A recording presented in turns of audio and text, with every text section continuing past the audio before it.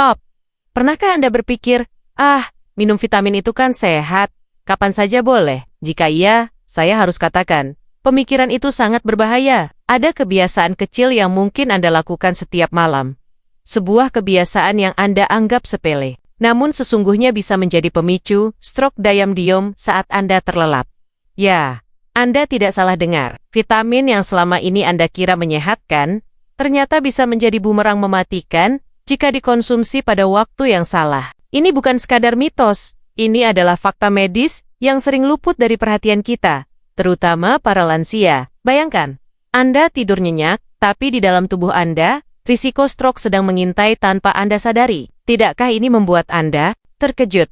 Tidakkah ini membuat Anda tersadar akan pentingnya informasi ini? Halo Bapak dan Ibu semua, apa kabar hari ini? Semoga selalu sehat dan berbahagia ya. Terima kasih banyak sudah berkunjung di video ini. Dan bagi Anda yang baru pertama kali mampir, selamat datang di channel Tips Lansia. Di sini, kita akan membahas berbagai informasi penting untuk menjaga kesehatan dan kualitas hidup kita di usia emas. Saya ingin berbagi sebuah cerita yang sangat berkesan bagi saya, tentang salah satu pasien saya, Ibu Sophie.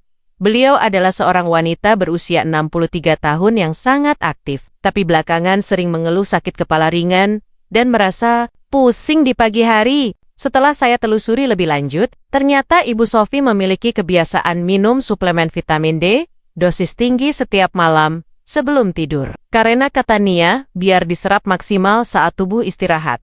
Awalnya, saya tidak curiga, karena vitamin D memang baik untuk tulang dan daya tahan tubuh. Namun, setelah saya korek lebih dalam tentang pola konsumsinya dan riwayat kesehatannya, saya menemukan sesuatu yang mengkhawatirkan. Ibu Sophie memiliki riwayat tekanan darah yang kadang tidak stabil. Kebiasaan minum vitamin D dosis tinggi di malam hari ini perlahan-lahan menyebabkan penumpukan kalsium dalam darahnya, yang tanpa disadari membuat pembuluh darahnya menjadi lebih kaku dan memicu lonjakan tekanan darah saat tidur.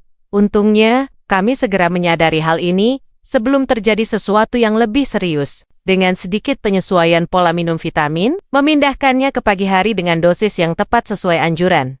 Kondisi Ibu Sophie berangsur membaik, sakit kepala dan pusingnya hilang, dan tekanan darahnya pun lebih terkontrol. Ini adalah contoh nyata bagaimana sebuah kebiasaan yang terlihat sepele, konsumsi vitamin di waktu yang salah, bisa memberikan dampak yang luar biasa negatif bagi kesehatan kita. Dan saya akan bagikan di video kali ini, agar Anda tidak mengalami hal serupa. Kita semua tahu bahwa vitamin itu penting. Mereka adalah nutrisi mikro yang dibutuhkan tubuh untuk berfungsi dengan baik. Namun, seperti obat-obatan, vitamin juga punya aturan mainnya, terutama dalam hal dosis dan waktu konsumsi. Bagi kita para lansia, metabolisme tubuh sudah tidak seoptimal dulu, sehingga respons terhadap suplemen pun bisa berbeda. Ada beberapa vitamin tertentu yang jika dikonsumsi sebelum tidur, justru dapat mengganggu keseimbangan tubuh dan meningkatkan risiko masalah serius, termasuk stroke. Mengapa demikian? Saat kita tidur, tubuh kita seharusnya beristirahat dan melakukan proses perbaikan. Namun, beberapa vitamin justru dapat mengganggu proses ini, memicu aktivitas yang tidak diinginkan di dalam tubuh, seperti peningkatan tekanan darah, pengentalan darah, atau bahkan kerusakan saraf. Efek-efek ini mungkin tidak terasa secara langsung, namun seiring waktu, mereka dapat menumpuk dan menjadi faktor risiko serius untuk kondisi seperti stroke yang bisa datang tanpa peringatan saat Anda terlelap. Ini bukanlah untuk menakut-nakuti, melainkan sebagai peringatan penting agar kita lebih bijak dalam mengelola asupan suplemen, memahami bagaimana vitamin bekerja dalam tubuh kita, dan kapan waktu terbaik untuk mengonsumsinya adalah kunci untuk mendapatkan manfaat maksimalnya, tanpa harus menghadapi risiko yang tidak diinginkan. Mari kita bahas lebih dalam, agar Anda bisa melindungi diri dan orang-orang terkasih. Sebelum kita masuk ke pembahasan, saya ingin tahu, dari kota mana Anda menonton video ini, dan berapa usia Anda saat ini? Silakan tulis di kolom komentar. Jangan lupa juga untuk menyukai video ini dan subscribe ke Tips Lansia, agar Anda tidak ketinggalan berbagai tips dan ilmu terbaru dari kami. Sekarang, mari kita bahas, sebagai seorang dokter yang sudah melihat berbagai kasus, selama lebih dari 15 tahun, saya seringkali menemukan bahwa niat baik untuk sehat, terkadang justru berujung pada masalah, karena kurangnya informasi yang tepat. 7 jenis vitamin populer. Ini Jika dikonsumsi secara tidak tepat khususnya sebelum tidur berpotensi membahayakan otak, terutama pada lansia. Penting sekali untuk kita memiliki kewaspadaan dalam mengonsumsi suplemen vitamin 1. Vitamin E, risiko pendarahan otak. Vitamin E dikenal sebagai antioksidan kuat yang melindungi sel-sel tubuh dari kerusakan, termasuk sel jantung. Banyak orang mengonsumsinya untuk kesehatan jantung dan kulit, dan seringkali berpikir bahwa lebih banyak itu lebih baik. Namun, ini adalah pemikiran yang keliru, terutama bagi lansia. Konsumsi vitamin E dalam dosis tinggi, apalagi jika dilakukan secara rutin, setiap malam sebelum tidur, dapat menimbulkan efek samping yang serius. Salah satu bahaya terbesarnya adalah peningkatan risiko pendarahan, terutama di otak. Risiko ini semakin besar jika Anda juga mengonsumsi obat pengencer darah, seperti warfarin atau aspirin, yang banyak diresepkan untuk lansia, guna mencegah pembekuan darah.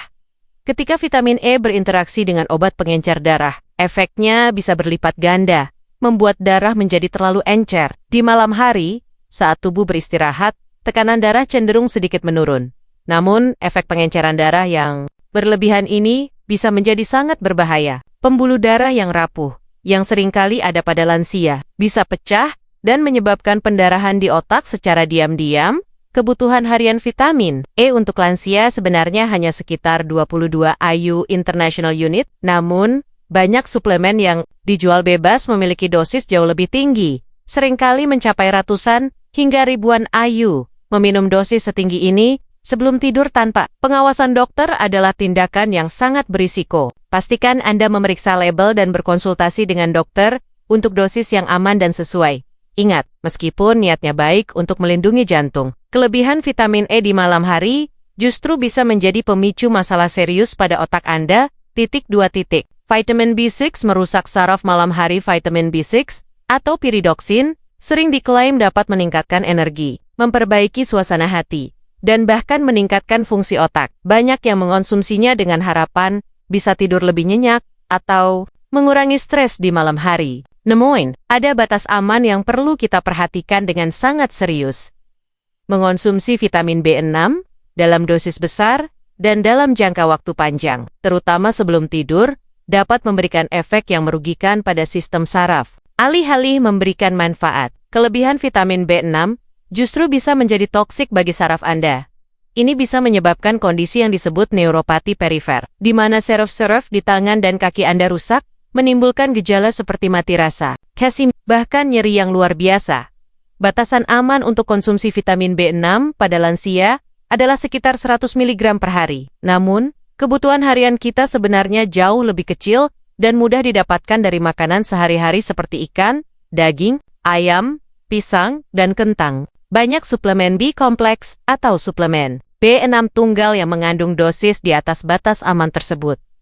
Ketika Anda mengonsumsi vitamin B6 dalam dosis berlebihan, tubuh kesulitan untuk memetabolismenya sepenuhnya, sehingga kelebihan tersebut menumpuk. Penumpukan ini dapat merusak lapisan pelindung saraf yang disebut mielin. Kerusakan mielin ini, jika terjadi di malam hari saat tubuh seharusnya memperbaiki diri, bisa mempercepat kerusakan saraf dan memicu masalah neurologis yang tidak terduga.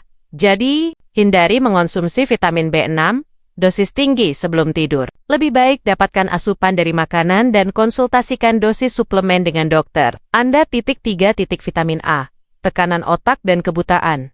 Vitamin A sering ditemukan dalam berbagai suplemen anti-aging karena perannya dalam kesehatan mata, kulit, dan sistem kekebalan tubuh. Sebagai vitamin yang larut dalam lemak, vitamin A tidak mudah dikeluarkan dari tubuh dan cenderung disimpan di hati. Inilah mengapa konsumsi berlebihan, terutama pada lansia yang fungsi metabolisme hatinya mungkin sudah sedikit menurun, dapat menyebabkan toksisitas serius. Salah satu efek paling berbahaya dari kelebihan vitamin A adalah peningkatan tekanan intrakranial atau tekanan dalam otak, yang dikenal sebagai pseudotumor cerebri. Gejala yang bisa muncul meliputi sakit kepala parah, mual, muntah, dan bahkan gangguan penglihatan yang bisa berkembang menjadi kebutaan permanen jika tidak ditangani. Mengonsumsi vitamin A dosis tinggi di malam hari, saat tubuh dalam fase istirahat, bisa memperburuk akumulasi toksin ini. Tekanan dalam otak yang meningkat secara perlahan di malam hari dapat menyebabkan kerusakan saraf optik dan otak, Tanpa disadari, batas aman harian untuk vitamin A pada lansia adalah sekitar 2.500 sampai 3.000 IU. Sangat mudah bagi kita untuk melampaui batas ini jika mengonsumsi suplemen dosis tinggi tanpa pengawasan. Apalagi jika juga mendapatkan asupan dari makanan yang kaya vitamin A, seperti wortel, bayam, atau hati. Selalu periksa dosis pada suplemen Anda, dan hindari mengonsumsi vitamin A dosis tinggi sebelum tidur. Lebih baik dapatkan vitamin A dari sumber alami. 4. Niacin Vitamin B3 Stroke Ringan Mendadak. Niacin atau vitamin B3 sering dipromosikan sebagai suplemen yang efektif untuk menurunkan kadar kolesterol jahat LDL dan meningkatkan kolesterol baik HDL. Banyak orang yang diresepkan atau mengonsumsi niacin untuk tujuan ini dengan harapan bisa menjaga kesehatan jantung mereka. Namun, ada efek samping yang harus kita waspadai, terutama jika dikonsumsi sebelum tidur.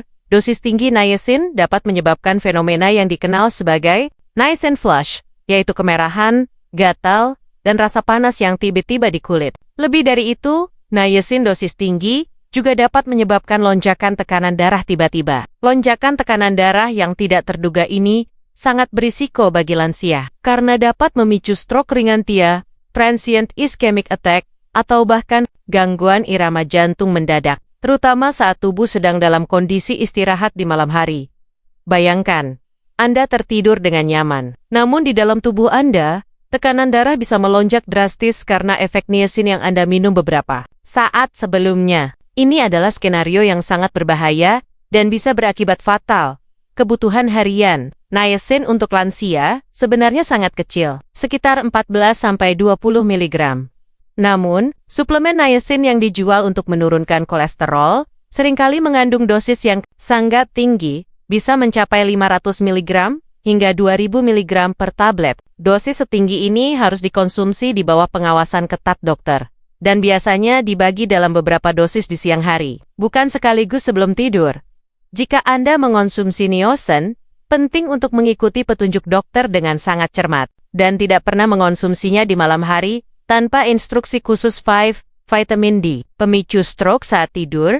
Vitamin D sangat penting untuk kesehatan tulang, penyerapan kalsium, dan mendukung sistem kekebalan tubuh. Belakangan ini, vitamin D menjadi sangat populer, dan banyak orang mengonsumsi suplemen vitamin D dengan dosis tinggi, dengan asumsi bahwa semakin tinggi dosis, semakin baik manfaatnya. Namun, seperti yang sudah saya singgung di awal dengan kisah Ibu Sophie, konsumsi vitamin D dosis tinggi, terutama jika diminum malam hari, dapat meningkatkan risiko stroke saat tidur. Bagaimana bisa? Vitamin D bekerja dengan meningkatkan penyerapan kalsium di usus. Jika dosis vitamin D sangat tinggi, ini dapat menyebabkan peningkatan kadar kalsium dalam darah yang berlebihan. Kondisi yang disebut hiperkalsemia. Ketika kadar kalsium darah terlalu tinggi, ini dapat menyebabkan pembuluh darah menjadi kaku dan kurang elastis. Pembuluh darah yang kaku lebih rentan terhadap perubahan tekanan darah dan lebih sulit untuk beradaptasi dengan aliran darah di malam hari. Tekanan darah kita secara alami cenderung sedikit menurun. Namun, jika pembuluh darah sudah kaku akibat kelebihan kalsium, tubuh kesulitan untuk mengatur tekanan darah ini. Fluktuasi tekanan darah yang tidak terkontrol di malam hari ini, ditambah dengan pembuluh darah yang kaku, dapat menciptakan kondisi yang sangat kondusif untuk terjadinya stroke iskemik, di mana pasokan darah ke otak terhambat. Dosis vitamin D yang dianjurkan untuk lansia biasanya tidak lebih dari 2000 IU per hari, kecuali jika ada kondisi medis tertentu dan atas anjuran serta pengawasan ketat dari dokter. Mengonsumsi dosis di atas itu, apalagi menjelang tidur, adalah kebiasaan yang berisiko. Lebih baik konsumsi vitamin D di pagi atau siang hari, karena juga membantu penyerapan yang optimal dengan bantuan cahaya matahari. Ingat, tujuan kita adalah menjaga kesehatan, bukan menciptakan masalah baru. 6. Suplemen besi, beban organ dan radikal bebas. Besi adalah mineral penting untuk pembentukan sel darah merah dan transportasi oksigen ke seluruh tubuh. Suplemen besi sering diresepkan untuk penderita anemia atau mereka yang memiliki kadar zat besi rendah. Namun, seperti vitamin larut lemak, besi juga dapat menumpuk di dalam tubuh jika dikonsumsi berlebihan, terutama bagi lansia yang mungkin sudah memiliki fungsi hati dan ginjal yang sedikit menurun. Mengonsumsi suplemen besi dosis tinggi, terutama di malam hari, dapat meningkatkan beban pada organ-organ seperti hati dan pankreas. Kelebihan besi di dalam tubuh dikenal sebagai hemokromatosis dan dapat menyebabkan kerusakan organ jangka panjang. Selain itu, besi yang berlebihan juga dapat bertindak sebagai proksidan, artinya ia memicu pembentukan radikal bebas yang merusak sel-sel tubuh, termasuk sel otak. Proses ini, jika terjadi saat tubuh seharusnya beristirahat, bisa mempercepat kerusakan seluler dan meningkatkan peradangan, yang merupakan faktor risiko untuk berbagai penyakit, termasuk masalah neurologis. Kebutuhan zat besi harian untuk lansia adalah sekitar 8 mg. Dosis yang berlebihan dari suplemen, tanpa adanya defisiensi yang terdiagnosis oleh dokter, sangat tidak dianjurkan. Gejala awal kelebihan besi bisa sangat tidak spesifik, seperti kelelahan atau nyeri sendi sehingga siring. Terbaik, konsumsi besi sebaiknya di pagi hari, bersama makanan yang mengandung vitamin C, untuk membantu penyerapan, dan hindari konsumsi berlebihan sebelum tidur. 7. Supalmin. Kalsium. Risiko pembuluh darah kaku. Kita tahu kalsium sangat krusial untuk kesehatan tulang yang kuat, terutama bagi lansia untuk mencegah osteoporosis. Banyak suplemen kalsium yang tersedia di pasaran seringkali dikombinasikan dengan vitamin D untuk penyerapan yang lebih baik. Namun, konsumsi kalsium berlebihan, terutama di malam hari, dapat memberikan efek yang merugikan pada kesehatan kardiovaskular dan potensi risiko stroke. Ketika Anda mengonsumsi suplemen kalsium dosis tinggi sebelum tidur, ada kemungkinan terjadi peningkatan kadar kalsium dalam darah secara tiba-tiba. Seperti yang saya jelaskan pada pembahasan vitamin D, kelebihan kalsium dalam darah dapat menyebabkan kalsifikasi, yaitu penumpukan kalsium di dinding pembuluh darah. Ini membuat pembuluh darah menjadi kaku dan kurang elastis, kondisi yang dikenal sebagai aterosklerosis. Pembuluh darah yang kaku tidak dapat melebar atau menyempit dengan efektif. Sebagai respons terhadap perubahan tekanan darah di malam hari, saat tubuh beristirahat, fluktuasi tekanan darah bisa terjadi. Jika pembuluh darah sudah kaku, mereka lebih rentan terhadap kerusakan dan penyempitan, yang meningkatkan risiko pembentukan bekuan darah atau pecahnya pembuluh darah, yang pada akhirnya dapat memicu stroke. Kebutuhan kalsium harian untuk lansia biasanya sekitar 1000 sampai 1200 mg. Jumlah ini bisa didapatkan dari kombinasi makanan dan suplemen. Penting untuk tidak melebihi dosis yang direkomendasikan, dan jika Anda mengonsumsi suplemen kalsium, lebih baik dibagi dalam beberapa dosis di siang hari dan dihindari di malam hari, kecuali atas saran dokter yang spesifik. Konsumsi bersama makanan juga dapat membantu mengurangi efek samping pencernaan. Melihat potensi bahaya ini, lantas, bagaimana solusinya? Apakah kita tidak boleh minum vitamin sama sekali? Tentu saja tidak. Vitamin tetap penting. Kuncinya adalah kebijaksanaan dan konsultasi. 1. Prioritaskan nutrisi dari makanan alami. Sebagian besar kebutuhan vitamin dan mineral kita seharusnya berasal dari makanan utuh dan alami. Untuk vitamin E, dapatkan dari cengkeh, sekitar 30 gram. Almond mengandung 7 mg vitamin E. Biji-bijian, seperti biji bunga matahari, minyak, nabati, dan sayuran hijau gelap misalnya setengah cangkir bayam rebus, mengandung sekitar 1,5 mg. Untuk vitamin B6 sumber terbaik adalah ikan sekitar 85 gram, salmon, mengandung 0,6 mg. Daging ayam, pisang satu pisang ukuran sedang sekitar 0,4 mg, kentang satu kentang panggang ukuran sedang sekitar 0,7 mg, dan kacang polong untuk vitamin A. Konsumsi wortel satu wortel ukuran sedang mengandung lebih dari 10.000 IU beta-karoten yang diubah menjadi vitamin A. Ubi jalar, bayam, dan produk susu yang diperkaya. Untuk niacin B3, sumbernya adalah daging merah tanpa lemak sekitar 85 gram, daging sapi mengandung 6-7 mg, ikan tuna atau salmon, unggas, dan kacang-kacangan untuk vitamin D. Selain dari paparan sinar matahari pagi, sekitar 10-15 menit tanpa tabir surya, Anda bisa mendapatkannya dari ikan berlemak salmon, tuna, telur, dan susu atau sereal yang difortifikasi. Untuk besi, sumber terbaik adalah daging merah, hati, kacang-kacangan, bayam, dan lentil. Hindari mengonsumsi teh atau kopi bersamaan karena dapat menghambat penyerapan untuk kalsium, susu dan produk olahannya, keju, yogurt, sayuran hijau gelap brokoli, kangkung, dan tahu yang difortifikasi kalsium. Lansia umumnya membutuhkan 1000 sampai 1.200 mg kalsium per hari yang bisa dipenuhi dari 3-4 porsi produk susu atau alternatifnya. Kedua, konsultasi dengan dokter.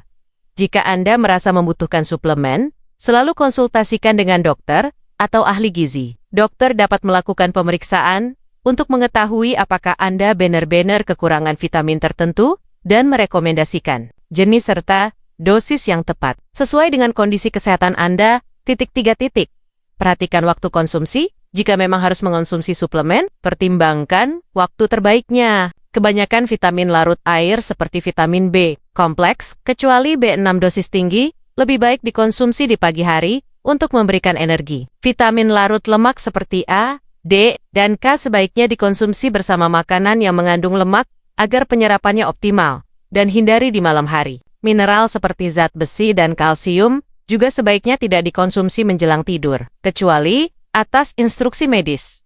Jadi, Bapak dan Ibu sekalian, pelajaran penting dari video ini adalah jangan pernah menganggap enteng kebiasaan minum vitamin, terutama menjelang tidur. Apa yang kita masukkan ke dalam tubuh dan pada waktu kapan bisa memiliki dampak besar yang tak terduga. Kita sudah melihat bagaimana vitamin E, B6, A, niacin, D, B, dan kalsium bisa menjadi bumerang jika dikonsumsi sembarangan di malam hari. Berpotensi memicu masalah serius seperti stroke. Diam-diam, kesehatan kita di usia senja adalah aset paling berharga. Dengan pengetahuan yang tepat dan kehati-hatian, kita bisa mencegah berbagai risiko yang tidak perlu. Prioritaskan nutrisi dari makanan alami, karena itulah sumber terbaik bagi tubuh kita. Suplemen hanyalah pelengkap, bukan pengganti diet sehat. Dan, yang paling penting, selalu jadikan konsultasi dengan dokter sebagai langkah pertama sebelum memutuskan untuk mengonsumsi suplemen apapun. Setiap tubuh itu unik, dan apa yang baik untuk satu orang,